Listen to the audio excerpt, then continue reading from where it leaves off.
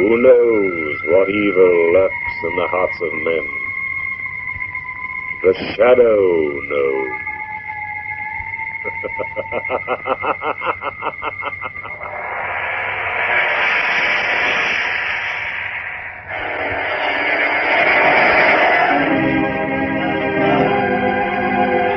Once again, we bring you the thrilling adventures of The Shadow, the hard and relentless fight of one man against the forces of evil. These dramatizations are designed to demonstrate forcibly to old and young alike that crime does not pay.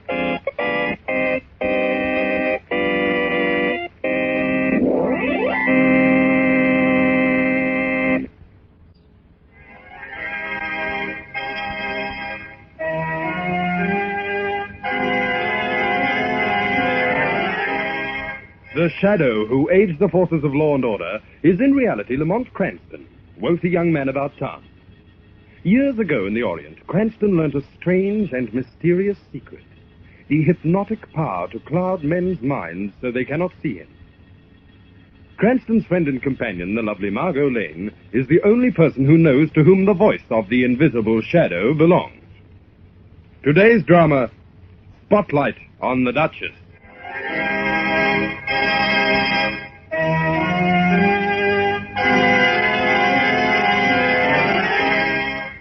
The scene is set in a low-class saloon, filled with the wispy haze of cigarette smoke.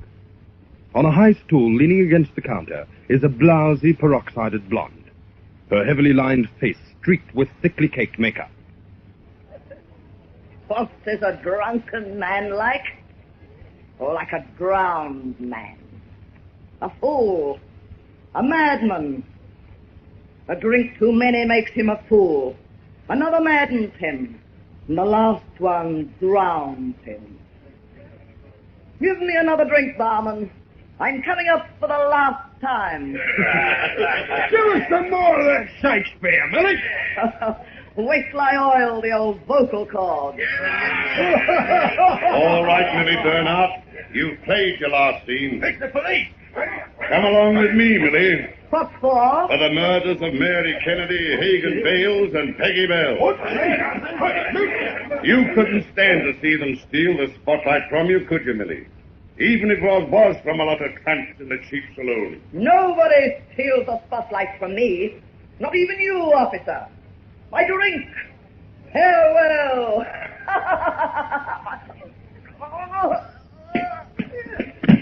What happened? It's Millie. She's dead. She poisoned herself, just as she poisoned the others. But she did it. She kept the spotlight until the very end.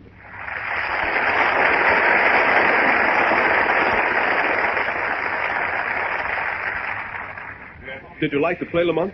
Well, you know me, John. I'm usually a fan for any murder play. And what did you think of it, Margot? Shall I be candid? Oh, please do. Well, even though you are the author and we are friends, John, I'm afraid it's not one of your most brilliant efforts. You thought it was awful, both of you. Not exactly. No doubt, John, it has your usual grand dialogue. But I just can't picture anyone killing people just because they steal the spotlight. A broken-down old actress was fighting the bar loungers and poisoning anyone who tries to get more attention than she does. Crimes have been committed for far less important reasons than that. Yes, that's true. I know of a woman who killed her husband just because he sat around the house cracking his knuckles all day. Oh, that I can understand. It's got to be a success. I've sunk everything I own in this play. Oh, you backed it, too. It's the one show of my career, Lamont. If it fails, well, my future isn't going to be very bright. Look, old boy, the play just isn't true, is it? Well, it's not believable. But it is, Lamont. Those characters I've created are real. Oh, now, look, John, I've been mixed up with murder and crimes and mystery for years. I know what's real when I see it. And, well, hang it all, that play of yours just doesn't hold together. But those characters are people I know. People I've been watching and studying for months. You mean there is actually a woman like that old actress? And one like the little flirt? And a man like that bar lounger? And a woman like that ex-circus performer? Exactly, Margot. And the barman is a real-life character, too. They all have counterparts. If that plot you've cooked up reflects real life, if anything as far-fetched as that could really happen, John, I swear I'll eat my hat on the busiest street in town at high noon. That's a bet. All right, that settles it. What? Tomorrow I'm introducing you to the real-life setting and characters I use for my play.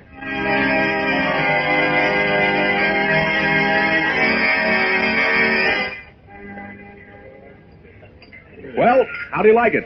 Well, it looks like the first act curtain on the lower deck. wait till you meet the barman. Hello there, Mike. Well, if it isn't Mr. Drake again. Meet a couple of friends of mine, Mike. Miss Lane, Mr. Cranston. Reckon you're welcome if you're friends of Mr. Drake. Heard you got a show on the Open last night. Yes, you'll have to come around and see it, Mike. I'll give you a couple of tickets. The Duchess been in yet tonight? She'll be around, Mr. Drake. You know, there isn't a tramp in the neighborhood who doesn't get in at least once a day, unless they got both their legs cut off. Then I reckon they get someone to carry them in. What do you have? Oh, I don't mind telling you, my liquor will tear a hole in your shirt.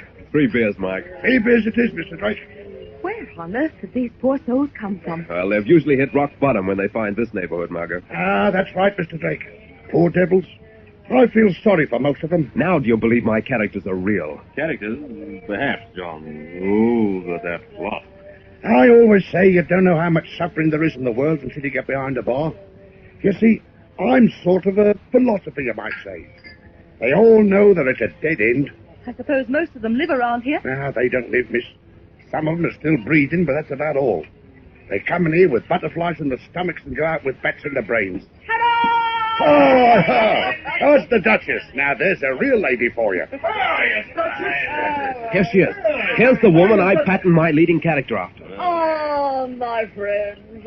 Parting is such sweet sorrow. Why, where you going, Duchess? You just got here. I'm not myself today, Mike. A double-header. Quick, knave. My hands tremble. I see spots before my eyes. What's that from, Duchess? Shakespeare? No, from hitting the bottle.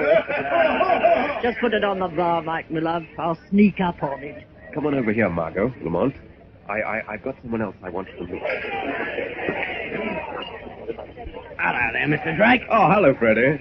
Gee, who are the tops? Freddie, this is Miss Lane and Mr. Cranston. Very pleased to know you. Come on, Duchess. Give us a power. Yes, recite something to say. Duchess, come on. Oh, will you be quiet, the lot of you? I'm in no mood for the bard tonight. That doesn't surprise me any. What's the matter with the Duchess tonight, Freddie? She doesn't seem her usual jubilant self. She's still mad about Jenny. Jenny? What did she do? Jenny Green, that's my girl, understand? She's a beauty too, isn't she, Mr. Drake? Oh, yes, she is, Freddie. Just about my height, nice long yellow hair, big blue eyes, and a figure with all the trimming. That's Jenny. She sounds like Ida in your play, John. She is, Margot. There isn't anybody like Jenny, lady. What does the Duchess have against her, Freddie? Well, yesterday the Duchess was here reciting some of her crackpot poetry when Jenny gets tired of it. Jumps up and puts the corn in the jukebox, which starts up and drowns the Duchess in Tommy Dorsey. The Duchess gets annoyed, see, and nearly cleans up the place with her before I put a stop to it all. Oh, stealing the spotlight from her, eh, Freddie? You said it, Mr. Drake, and believe me, Jenny's the one that can do it. Will she be in tonight? Yeah, I'm meeting her here. We ain't scared of the Duchess. She can't do just as she likes. What can't I do, Freddie? Treat Jenny the way you did. Just let her show up and You keep your hands off her, understand? Who'll stop me? I'll show you. Oh, no, you won't. Take your hands off me. Lamont! We'd better stop them, John. Hey, listen, all of you. It's Ernie. What happened, Ernie? It's Jenny. They just found her dead in her room. Somebody killed her, they say. Killed her? She was murdered? Yeah, there was a glass with poison in it beside her bed and an empty bottle on the table. Well, looks like I wasn't the only one had an argument with your girlfriend, Freddie.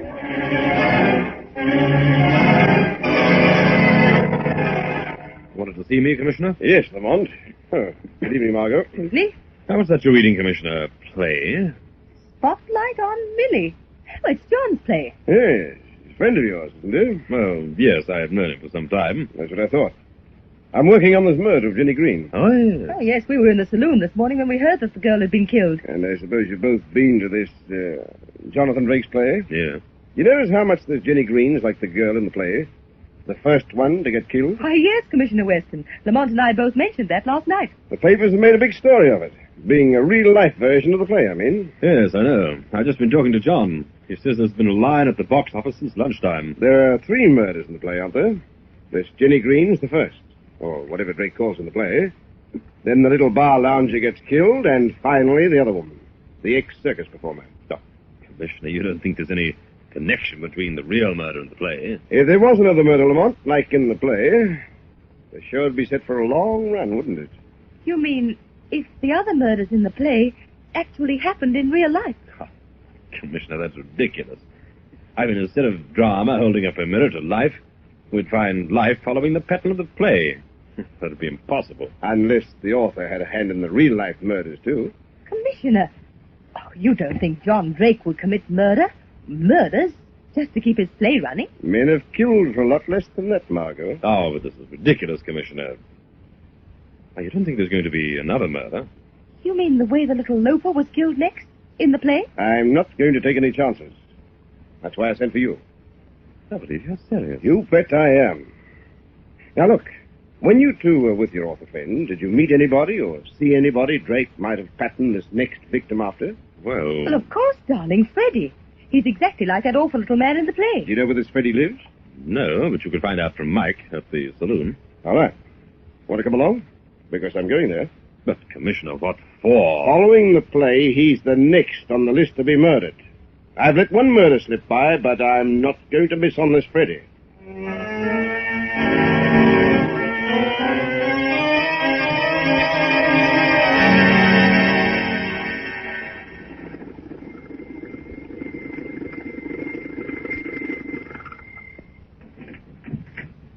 Well, this must be where Freddie lives. My, what a charming place. Commissioner, this is a wild goose chase.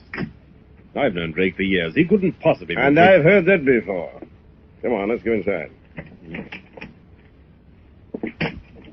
Oh, my goodness, what a dark, dingy, horrible place to live. Yes, isn't it? Let's see now what the saloon keeper wrote down. These harsh shadows make everything look so frightening. Freddie's room's on the third door on the left. Look, his door's opening. Yes, someone coming out. It's Freddie. It is. You are, Commissioner. I told you, you're all wrong. Your name, Freddie Blake? Hello there, Freddie. You remember me? Yes. I remember you. Uh-huh. Glad to see you're still all right, Freddie. Still all right. There's something wrong with him, Lamont. What's the matter, Freddie? Are you sick? No.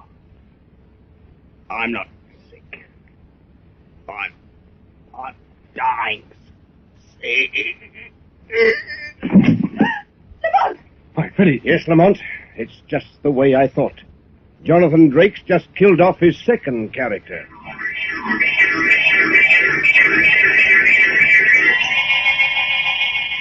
Who will be the next victim of the sinister murderer? Keep tuned to this station for the conclusion of tonight's adventure.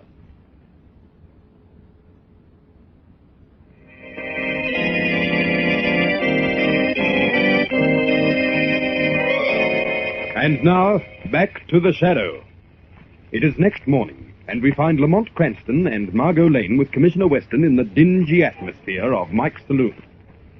I don't know what you're going to prove Lamont dragged me into the saloon. Humour him, Commissioner, humour him. After all, we did go to Freddie's with you. Yes, and you saw what happened, Margot. It's an open and shut case now that your author friend's disappeared. I tell you, John Drake's not the kind of chap who would kill, nor run away even if he thought he was under suspicion. He's gone. Now, look here, Commissioner. I'll admit Jenny was killed and Freddie right after her. Just like the murders in the play, but But there were three. Exactly, and who's the third? A character Drake thought up. A hard-boiled ex-circus performer. There isn't a character in this saloon who even remotely resembles her. So that's true, Commissioner. So your theory's knocked very neatly right smack into a cocked hat. The one you promised to eat, darling, if Jonathan's plot was true. Ta-da! Oh, there's the Duchess. Let's go over to the bar, Lamont. Sit down, darling. We've got box seats right at this table. Come on to the bar, boys. Today, drinks from me. Make it the best nothing's too good for the Duchess when the treats are her, Oh, any more like your old self tonight, eh, Duchess? No pain, Mike. No pain at all. Well, everyone, here's to life. Life! Life, Duchess? I've only got 3 months. Blanche. Hey, look, it's Blanche Latour. How are you, Blanche? How are you? Back again? Out of jail, Come eh? on over and join me, everyone. Here, wait a minute. This is my party. What's the matter, Duchess? You're slipping. Have to buy drinks to get a little attention around here? You keep quiet, you rotten little shoplifter. Calm down, Duchess. Aren't you going to buy me a drink, too? No, I'm going to give you mine right in the face. Hey, what's going on? Keep out of this, Margot. Unless you see all the fun. He threw a drink in my face. Yes, and here's something to go with it. You blood! I'll kill the cheap circus tramps. Circus? I got bigger billets with a circus than you ever got in the theater. The circus? Yes. Oh. Yes, by hanging by her teeth on the top of the tent till her husband knocked them all out. Oh. Lamont, there she is, Lamont. There's the circus performer. Yeah, one of the best in the game. The ex-circus performer, the third victim. That's it, Cranston. That completes the picture.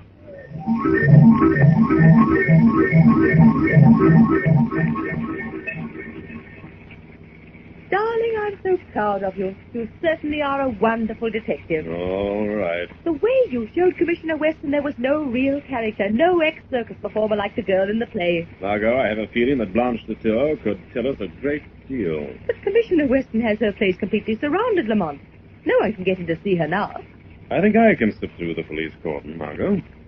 And I think I'd better pay her a visit as the Shadow before someone else does.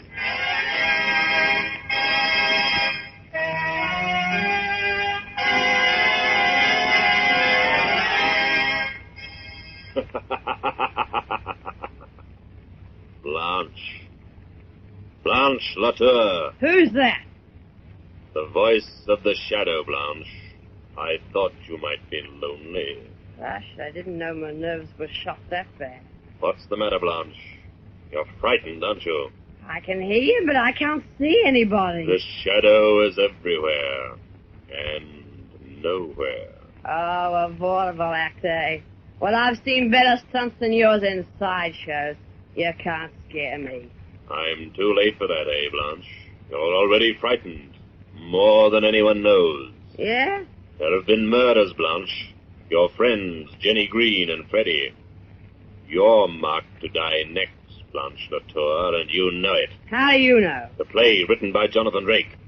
You knew Drake, didn't you? Yeah. He talked to me often. He told you about his play, didn't he? About 3 murders. How did I know it was really going to happen? I was in jail. I didn't know about Jenny and Freddie. Until tonight. You know you're next. Can you help me? Is that why you came? I'll help you, Blanche, if you'll help me to find the murderer. All right. Oh, wait till I have a little drink. I'll unwrap it. Just a little drink, a little nightcap. All right, Blanche. Tell me. Tell me the name of the murderer. Yeah. You help me, I'll help you. What have I got to lose? Tell me the name. Sure. The murderer's name... The murderer's name is... Oh. Blanche. Character number 3 has made an exit.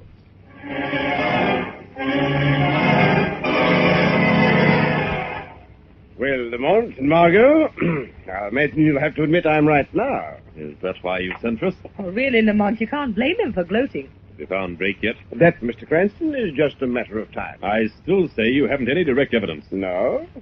Wait till you see this. It's onion skin paper. Isn't that the kind used for manuscript copy? Yes, and a special kind Jonathan Drake always bought at the stationer's near his flat. I checked. Where did you find that? It was wrapped around a whiskey bottle that contained poison liquor. The liquor that killed Blanche Latour.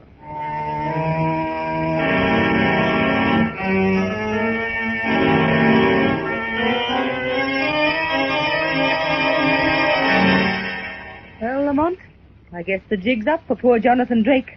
If I could just find him. But the murders all follow those in the play exactly. Oh, forget the play for a minute, Margot. Think of the real people for a change. What one person hated all 3 of the murder victims? Jenny, Freddie, and Blanche. Why, the Duchess. She fought with all 3. Exactly. Lamont, you think she did it, after all? I don't know, Margot. But from what Blanche said, I think she knows a lot more than she's telling us. You think she might know where Jonathan Drake is? I can't say yet, Margot. But I'm sure she's mixed up in this some way. I think it's time the Shadow played a scene with the Duchess.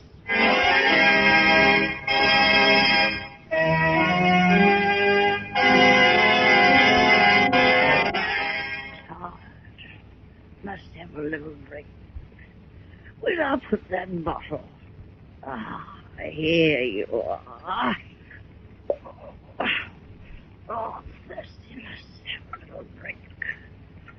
That which has made them drunk hath made me bold. Ah, there's nothing like Macbeth. I laid their daggers ready. He could not miss them. Had he not resembled my father as he slept, I had done it. I have done the deed. Didst thou not hear a noise? Eh? Who's there? Not your husband, Macbeth, my Duchess. It was the voice of the Shadow. Go away, please. I'll never touch another drop. Who killed the girl, Jenny, and Freddie, and Blanche Latour? I don't know. Let them rest in peace. They're better off. They're all better off dead than alive. Did you kill them, Duchess? No. Find him. Find the man who wrote that play. Find him, and you'll find the murderer. You know where he disappeared to, Duchess? Tell me. Tell me where he is, and the Shadow will let you alone. Yes. I know. Where is he? Search the place where the murder's been plotted. At the saloon? Yes, that's the place. That's where the murderer's been all along.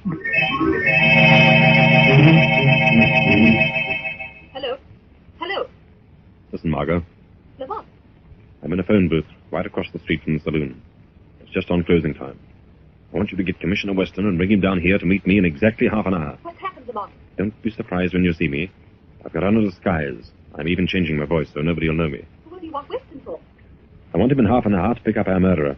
What are you going there for? To get Jonathan Drake.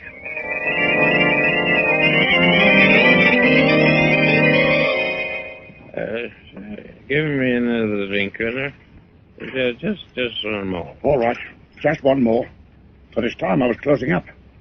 It's funny, you know. This place used to be filled around about this time. But it cleans out early since we've been having all that trouble. Trouble? What trouble? Haven't you heard? These murders. Poor devils. One after the other, those poor fools have been getting killed. They're better off dead. Better off dead. All of them. You feel like that, too? You're a stranger around here, aren't you? Got any place to stay? Got people here? Me? No, not me. Been traveling around, looking, searching. I don't know what for. Always end up drinking. Just passing the time, I suppose, until... Till you hear the call. Yes, I suppose that's it. Yes. Most of the poor devils are better off dead. Trouble is, we don't have the nerve. To do it yourselves? Yes, right. If only somebody had sense enough to do it for us. He'd be kind of a blessing, eh? Yeah. Yes, it'd be kind of a blessing. Well, I better be going. Wait a minute. Here's a little present from me. What is it? Whiskey? Yes. Just a little bottle for a nightcap. Thanks. What are you unwrapping it for? Well, you have to have a little farewell drink with me. Right here at the bar. I'll fill your glass. No, not for me. Go on, Mike, drink it. You aren't a tramp. I know you are. Here, give me that bottle. Ah, no, Mike. That's the evidence that will convict you. Give me that bottle. Give me that bottle. Look out for that bottle. Too late. All right, Mike. I've got you covered. I didn't do anything, Commissioner. We've got Jonathan Drake. He's locked up somewhere in this building. Yes. That's right, Commissioner. I've been holding him for you. He killed them. Jenny, Eddie, and Blanche. No, Mike, you poisoned him. Just like you tried to poison me when you found out that I was onto your little game. You poisoned them the way they were poisoned in the play, and tried to pin the blame on the author. But why, Lamont? To get even with Jonathan Drake for what Mike thought was making fun of him, this place and his cronies. Make him suffer, Commissioner. Make him suffer lots before he dies. Lamont, he's mad. Why didn't you kill Drake, Mike, if you hated him so much, instead of killing Jenny and your other friends? Dying for them was merciful. Like the rest I put out of the misery. A kind of blessing. They're all better off dead. Only they didn't have the courage to do it themselves. Him, He's different. A smart of it. I want to see him suffer. Mike did do it. You've got no evidence, no proof. The bottle's broken, Lamont. Yes, Commissioner. But Mike forgot. There's a little drink I poured out for him. A nightcap, you might call it. Still standing there right on the bar where he left it. That nightcap is going to send him to the scaffold.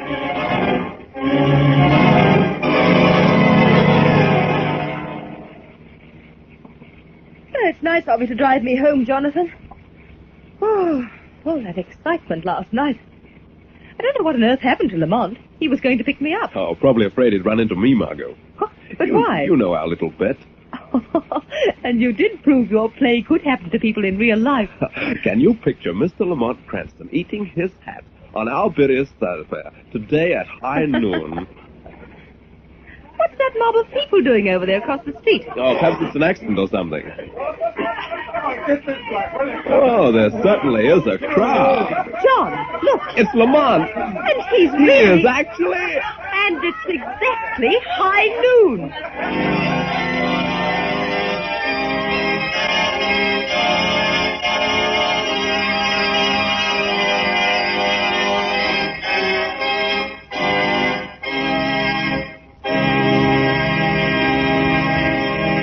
So concludes tonight's adventure of The Shadow.